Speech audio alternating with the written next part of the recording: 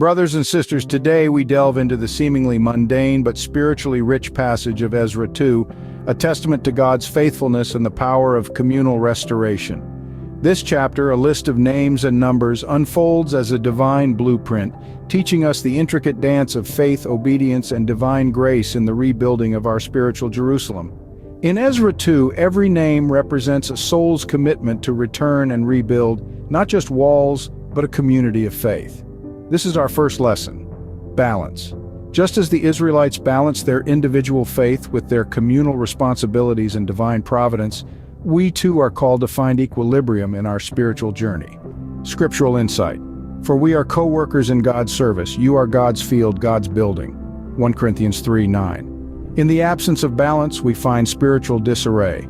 Neglecting any aspect of our triad, faith, community, or divine guidance, leads to a lack of spiritual equilibrium, a life unanchored and adrift. Ezra 2's list is not just a roll call, but a cycle of restoration initiated by obedience.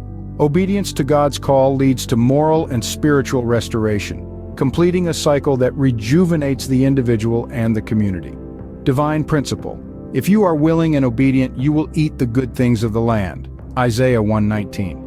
Conversely, the exile was a divine feedback loop, a reminder that our actions and decisions have spiritual repercussions. Disobedience breaks the cycle, leading us away from God's blessings. In rebuilding, the Israelites witnessed the cause and effect of divine grace. Their decision to return and rebuild led directly to the restoration of their spiritual identity. God's promises are not idle. He intervenes in human history to fulfill His word. Ezra 2 teaches us the power of inclusion. From priests to gatekeepers, each had a role, demonstrating that the work of God is accomplished together, each action and individual significant to the whole. Community call. As each part does its own special work, it helps the other parts grow so that the whole body is healthy and growing and full of love. Ephesians 4:16. Avoidance of our spiritual duties or community disconnects us from the vine, leaving us spiritually barren. Finally, Ezra 2 showcases a harmonious blend of divine attributes: mercy, justice, and love. This divine harmony guides our collective restoration efforts, just as it did for the Israelites returning to Jerusalem.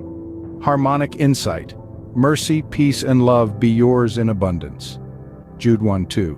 Where there is dissonance, when we act contrary to divine will, we find ourselves out of tune with God's plan for our lives. Brothers and sisters, as we reflect on Ezra 2, let us embrace the lessons of balance, obedience, divine intervention, community, and harmony. Let us commit to being builders in God's kingdom, finding our place in the list of those who answer the call to return and rebuild.